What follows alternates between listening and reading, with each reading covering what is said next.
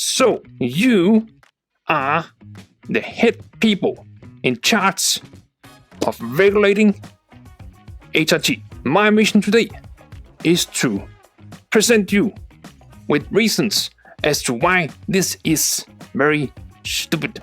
If you don't trust me, then I urge you to take a second look at these cat ears. If that doesn't convince you, I urge you to take a second look at my very, very authoritative way of slurping coffee. There we go. Now, I know that you have so many reasons in your own head as to why gatekeeping HRT is the best option for you. But I'm telling you, almost every one of the trans people in my country, Denmark, they do not think the same. They think that is harmful to them. And they are the ones you're supposed to help. Please consider this.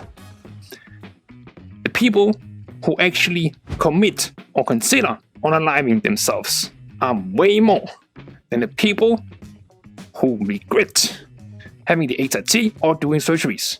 And that reasoning alone could be enough to persuade someone. But I know you are the most malleable people. Okay, next reason. So, what is this actually about? Huh? Do you know what this is about? Do you know what this is about? Do you know what this is about? Do any of you know what this is about? You see, we as transgender people, we simply want to exist and be ourselves and be happy. Do you understand that? That's what this is about. But you are denying many of us to pursue and to enable us to pursue that happiness. And by doing that, what are you actually doing? You're prolonging the suffering and miserableness of living in a body that doesn't align with your true gender. Do you understand what I'm trying to say? You, as the healthcare providers, you have a responsibility to help us. But what you're doing is making our suffering worse. For many of us, in the sake of cautiousness, and I will get into in later reasons why that cautiousness is overblown. Listen to the cat girl, because the cat girl knows best. You see, when we as trans people know that we are trans, then we know. And you may ask, well, how do you know? Can you prove it?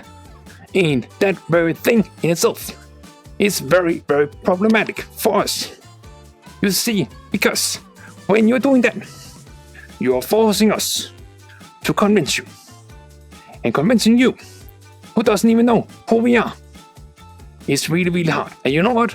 So many trans people, they aren't actually capable, like myself, of convincing you. Because you don't even listen. You don't even try to get to know us. You don't even care enough to really listen. That's how it feels when you are on this side. You understand? And that means that there are so many trans people who aren't getting the help they need because they aren't in a position where they can convince you that they are trans. Like me. And those trans people who are then left to care for themselves. They are the very trans people who may potentially be the most vulnerable of the trans people. And they are the ones that you're supposed to help.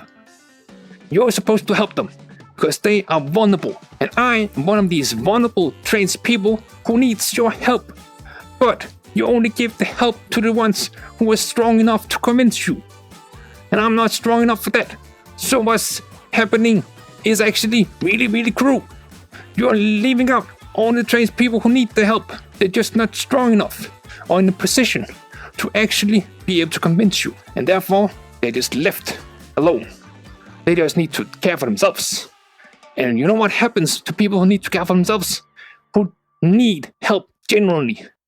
They don't always make it.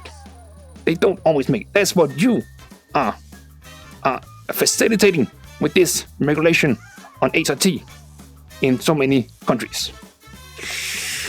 Okay, listen up, people. Because I understand. You want to help. You want to. But who are you helping? Well, let me tell you, you're helping the way vast minority of people who regret starting HRT or doing surgeries.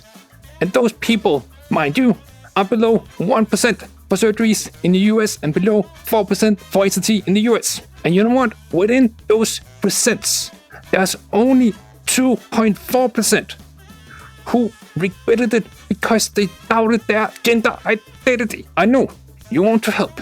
You probably want to help. But who you are helping is the minority. And by helping those very vast minority who detransitions, who regrets it, like so few, you are restricting the help for all of those who really, really need it and who won't regret it because the ones who regret it are so far and few between. And that doesn't make sense. That is stupid. That's what I'm telling you. Trust me, I have cat ears and I'm a cat girl, so you can trust me. And I slurp very authoritatively. There we go. So now on to the fifth reason. You see, doctors, GPs, they are already used to doing hormonal treatment on so many people for so many different health issues. But you, because you think that, okay, it's about crush gender, shifting your gender, blah, blah, blah, then it becomes something specialized. Something specialized that only the specialized people can do. Then you have like a shield that you can use to say, well, it's a specialized treatment, so we can't actually give it to everyone because it's specialized treatment, and that's just the way it is. But you see, it doesn't need to be that way. It's not necessarily a specialized treatment. It can also just be a basic primary treatment. And this is because so many different hormonal treatments are basic primary treatments. But you are classifying this as something specialized. But really, so many doctors around the world are already used to doing this hormonal treatment. And so many doctors around the world are already doing gender hormonal treatment, HRT. They're doing that. So it's not impossible for doctors to do it. They can do it. Now we come to the final reason. Do you think I'm a girl? Do you believe that I'm a girl? Do you understand that I'm trans? Do you believe in trans? Do you believe that trans people exist? Are you not a transphobe? Do you believe that I'm trans? Please let me know. Do you believe that I'm trans? Do you believe it?